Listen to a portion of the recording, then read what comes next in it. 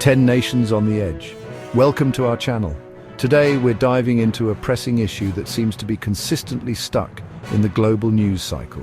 Is Europe on the brink of collapse? Now I know what you're thinking. Didn't we just deal with a potential global meltdown in 2008? And the answer is yes we did. So buckle up, butter your croissants, and let's explore 10 nations facing some pretty significant challenges. Greece. Land of ancient ruins, stunning beaches, and an economy that's been on life support for, well, longer than some of you watching this have been alive. Remember the 2008 financial crisis? Of course you do. We all have emotional scars. Well, Greece took a harder hit than most, racking up a debt-to-GDP ratio that makes a teenager's credit card statement look responsible. Austerity measures were imposed, which is a polite way of saying we're tightening the national belt so tight everyone's going to feel it. Unemployment skyrocketed, pensions were slashed, and the price of feta probably went through the roof. Now, Greece has made some progress, but the economy remains fragile, and the political landscape is, well, about as stable as a two-legged chair on a cobblestone street. The United Kingdom, a nation with a rich history, a penchant for queuing, and a decision-making process that can only be described as what in the bloody hell were they thinking? Yes, we're talking about Brexit. The pound sterling took a nosedive, economic uncertainty reigned supreme, and the political landscape looks more like a playground squabble than a functioning government. Will they be able to forge their own path in the world, as promised by those who championed leaving the EU? Only time will tell, but one thing's for sure, it's going to be a bumpy ride. Italy, a country known for its art, its food, and its uncanny ability to elect governments with the structural integrity of a poorly assembled lasagna. In recent years, Italy has seen the rise of populism, with parties like Lega and the Five Star Movement gaining traction by promising voters the moon. The problem is governing is a lot harder than making promises, especially when those promises involve things like defying the EU and ignoring economic realities. The economy is struggling, unemployment remains high, and the younger generation is left wondering if they should start learning German to increase their job prospects. Spain, a country known for its beautiful beaches, its delicious tapas, and its youth unemployment rate that's higher than a flamenco dancer on a table after a few jugs of sangria. Remember that whole 2008 financial crisis thing? Yeah, Spain got hit hard too, particularly in the real estate sector. The result? An economy stuck in a rut and a generation of young people who are starting to think that siesta is actually Spanish for living in your parents' basement. Spain has made some progress in recent years, but the scars of the financial crisis run deep.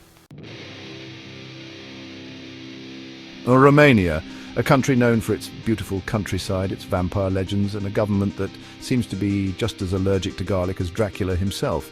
We're talking about corruption, folks, and in Romania, it's about as common as finding a stray dog in Bucharest.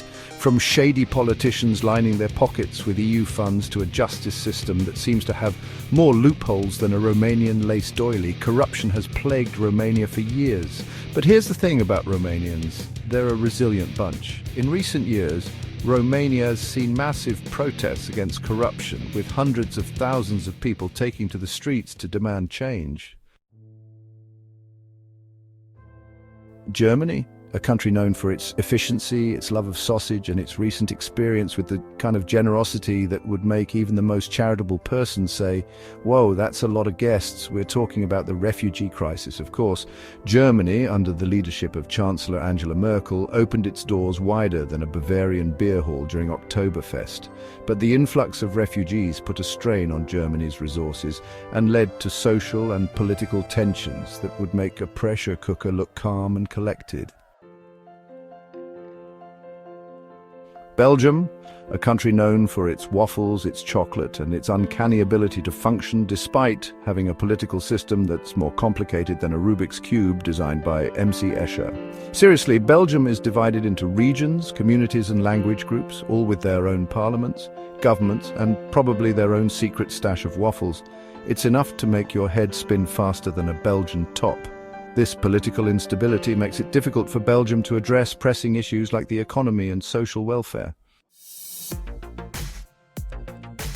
Portugal, a country known for its beautiful beaches, its melancholic fado music, and its economy that's been through more ups and downs than a roller coaster designed by a sadist. Remember that 2008 financial crisis we keep talking about?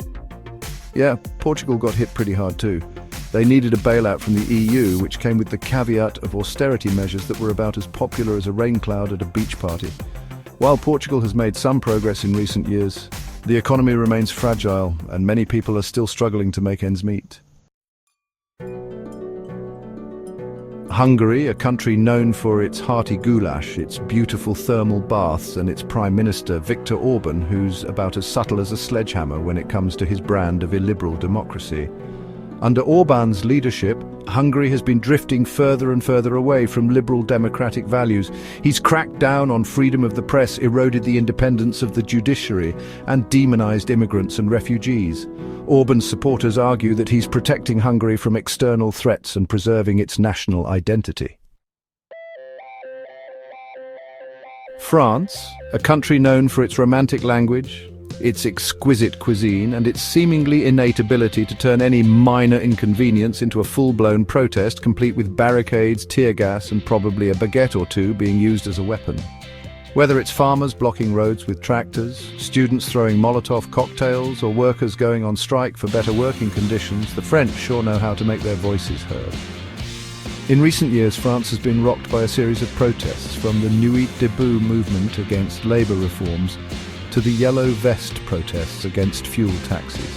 These protests are often fueled by a deep-seated sense of economic inequality and political disenfranchisement. So there you have it. 10 nations, 10 sets of challenges, and a whole lot of uncertainty about the future of Europe. Is the continent on the brink of collapse? Are we about to witness the downfall of Western civilization as we know it? Honestly, it's too early to say. Thanks for watching. If you found this video insightful, don't forget to like, share, and subscribe for more content.